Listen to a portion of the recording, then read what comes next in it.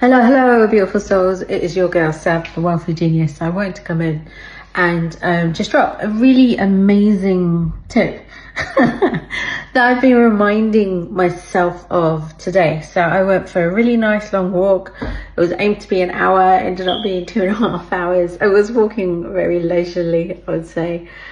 But this is what came up. So often when we want to show up, when we want to, communicate our expertise or our genius, there are these things that we kind of like hold back on because we're worried, like it's a tribal thing, or, we have like this limiting belief around what is this person going to think of me, or what if I don't succeed, or what if I don't come across as professional, or whatever the thought is.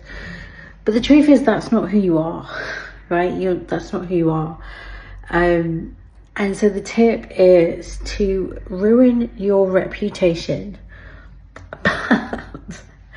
It's not a ruin your reputation and step out of your morals, your ethics and principles kind of thing. It's a ruin your reputation that it doesn't fucking matter what people think of you. It doesn't matter if you fail or succeed. It doesn't, nothing matters, because you're living in the heart of who you are, of who you actually are and who you came to be. And then the second part to that is to play with absolute abandon. So I do pause, right? But I've got to be careful that I don't pause for too long. So it's the sweet spot, right? It's the paradox. It's that sweet spot. It's that nuance to get you into the flow of life, basically, is what it is. And when I say the flow of life, it doesn't mean that you're always going to be feeling like, you're floating on a cloud and your feet aren't on the ground. Although for the most part, it does feel like that. I'm not gonna lie, right? Even when you're playing and you're active and stuff, like, you're doing it for the joy of it. You're doing it because you're already joy, and then that adds more joy to you, right? So that's the reason why.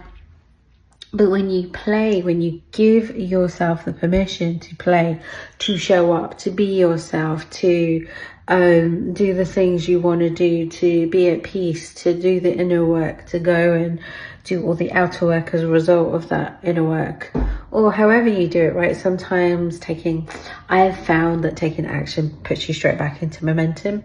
And then sometimes I have found that sitting still is actually more useful, because you always want to come from your state of being rather than trying to get something from the outside world. Anyway, I don't want to spend too long on this video, but it's what I talk about on my rules of disengagement guide. So I am editing it at the moment. I don't know how long it's going to take, to be honest with you. I have already started creating the rules of engagement. I'm about to add some more stuff to it, but it really explains a lot about my journey and what I've been through. That is now 597 when it comes back online. The other one is you can get 12 sessions with me where we go into this. It is 2 years old, but it's still so fucking relevant. Like the message has really been the same since I started. So that is £555 now. The 2 people, 3 people, more people actually have been through it. But the lady who joined me, she's actually my client. She joined me 2 years ago. She did that challenge and she made her first £17,000 by day 8 of that challenge. Another lady had her first high ticket client, right? I can't remember what else happened. There was a few other things. There was 2 sessions I took out because they were one-on-one sessions, right, inside of it. And also someone else who bought that recently got an extra £1,000 that he wasn't expecting. But here's the thing, right? When you change your state of being, which is what those 12 sessions are about, you can choose the timeline that you want that's already been created for you, in alignment, in the heart with your creator. For me, that is Christ, that is Jesus, that is Yahweh. And I always do question it, like, am I just saying that because I'm scared I'm going to get it wrong? But it always brings me back to that point, right? It always does. But if you want to know the truth, just ask for it, right? Ask for the truth, ask for the highest authority, ask for the one true living God, the creator who created everything. and just have a conversation, right? It will drop straight in. And the reason why most people don't create what they want is because they don't believe they have permission, or they don't trust who their creator is, right? And I've got to tell you, it's such a healthy mindset when you trust who your creator is, when you trust that you're speaking to the right creator, right? Because you don't want to be fooled. But the other side of that as well is to actually just tell the bloody truth. And of course, like, when you're changing realities, you don't want to keep reaffirming something you don't want, but you never have to lie about it. It's a sweet spot. There's a sweet spot, but I don't have enough time to share it on this video. Anyway, so my top tip is play with abandon. Now, if you like this video, please like, share, comment.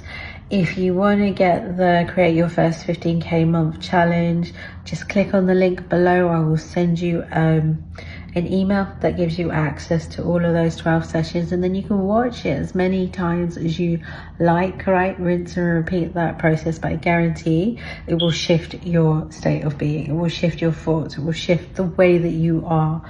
That's one of the most powerful things that I've been experiencing in my Rules of Disengagement guide. Is I've almost like, I'm going to go and create different sheets, because the thoughts I thought in December are no longer there. But the thoughts I thought in January are now no longer there, right? So I'm creating different tabs so that as I have different thoughts coming through and they're being received, right? And they're not even, you can think and create them yourself, but they're more received in that state of being. You just drop all the old, and then as I get it down, something magical happens. Now, this isn't the same as brain dumping to the point where you're focusing on the block or the limitation.